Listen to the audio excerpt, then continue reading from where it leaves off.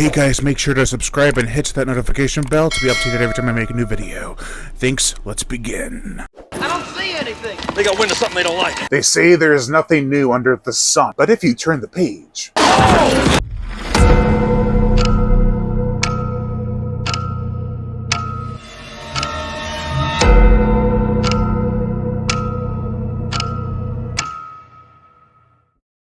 Beneath Perfection, Nevada.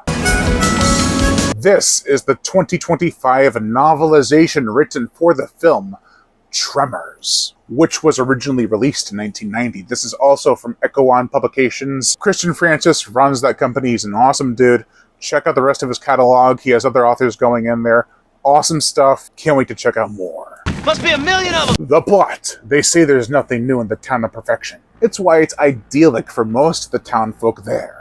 Except for Val and Darrell, who are eager to leave and get the hell out of there. On their way, they are stopped by strange occurrences. Dried out bums, mutilated sheep, and a bad construction accident lead to a startling discovery. Giant, underground worms! It's an Alaskan bullworm!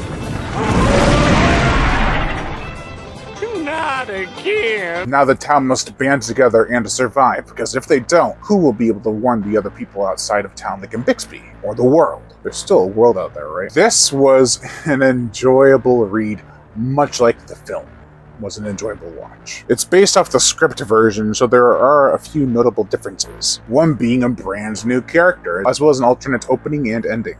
Francis's writing is still punchy as ever, but I do feel I wish I got to know more about the characters. They did seem a bit different. It's based off an original script, and the actors' performances really sell their characters. What's that, Green Earl? Get out the way! Get out the way!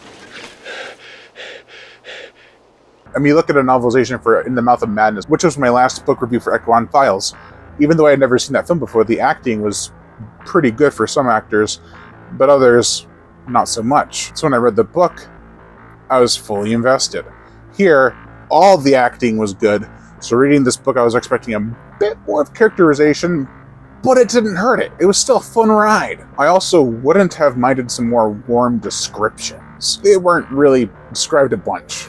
You know, I think they shoot right out of its mouth, and they hook you, and pull you right in. Also, back to In the Mouth of Madness, I had never seen that film before, so reading it, I was like, whoa, that's awesome. Reading Tremors is like watching the film again. I've seen the film a dozen, 2 dozen, 3 dozen times. But that's not the author or the book's fault. But another problem that's my fault is that I had already known the alternate opening and ending. Well, the one thing I did not know was that there was a new character. She brought about the most interest when I was reading the novelization. Lines of dialogue are a bit different because in the film some of the actors improvised or there was dubbing. Mother Humper. We killed it! You got that? We killed that mother humper! Come back! It made it so you're kind of like, oh, I'm ready to quote the line with the character in the book because I watched the movie. And then they go to say it and you're like, yeah, still good. But of course, the one line, broke into the wrong goddamn rec room, is still in here, and come on now. That's a classic. But like I said, the personal gripes do not affect this book in any way, shape, or form because they're not the book's fault, or even the author's. It's just how the script was written. And it was well written, fun, and fast-paced. So why am I focusing on this so much? Cut it out! The characters. Val McKee. He, along with Earl Bassett, are a couple of handymen who work out in the Nevada desert. The dialogue between them is still well done, even without the actors' chemistry between the two. Kevin Bacon and Fred Ward had great on-screen chemistry, so that was lost.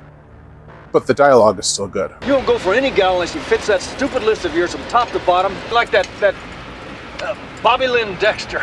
Tammy Lynn Baxter. The two still come across Rhonda LeBecq, who is getting weird readings on her seismology equipment. Seismographs. She is as resourceful as they are. It does help that these characters are not dumb. You know, they measure vibrations.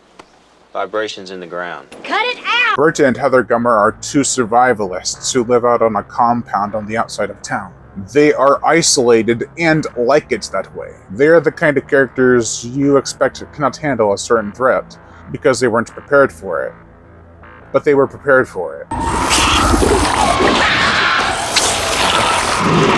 You thought Ron, didn't you, you bastard? The rest of the townsfolk, Melvin, Mindy, Nancy, Miguel, Walter Chang, Nestor, are pretty much all the same. The only character, the new character that's different is Viola and her little mutt. She lives in the town with a gargoyle-looking dog.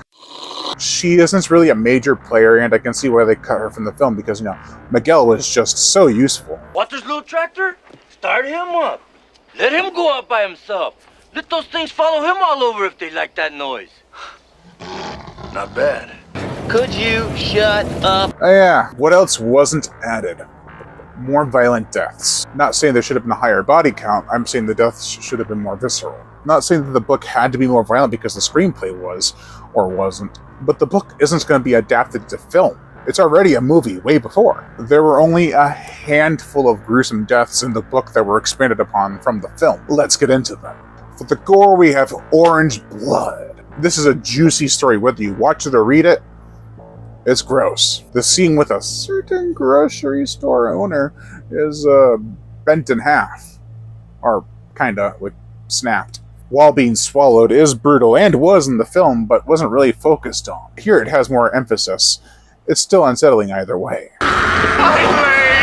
Overall, this was a very solid read. Despite me being very, very familiar with the film, there were things I found enjoyable here. And I hate to say it, but I wasn't a fan of the audiobook, namely for the voice they used for Val. It was overly southern, and this was irritating on my ears. I did something I normally don't do when I read the book on my Kindle, and then when I got to a certain point and I just wanted to do something else, I would put on the audiobook from where I left off, then go back to the book. I did this because I didn't need to write the characters' names down pretty much, because I knew what they were. Yeah, I don't understand it. Still, while it is not as effective as in The Mouth of Madness, I would still recommend it.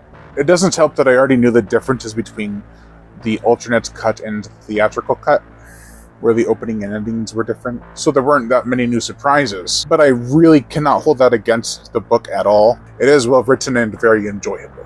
Keep echoing on, Christian. I can't wait to check out your next one. Or 12. Be advised, however, there are two more mother humpers. That's going to do it for this video, guys. I have been your host, Brian Gatto. Make sure to like, comment on, as well as share this video, like my Facebook fan page, also hit that notification bell to be notified every time I make a new video, and as always, Do I need to say it? subscribe.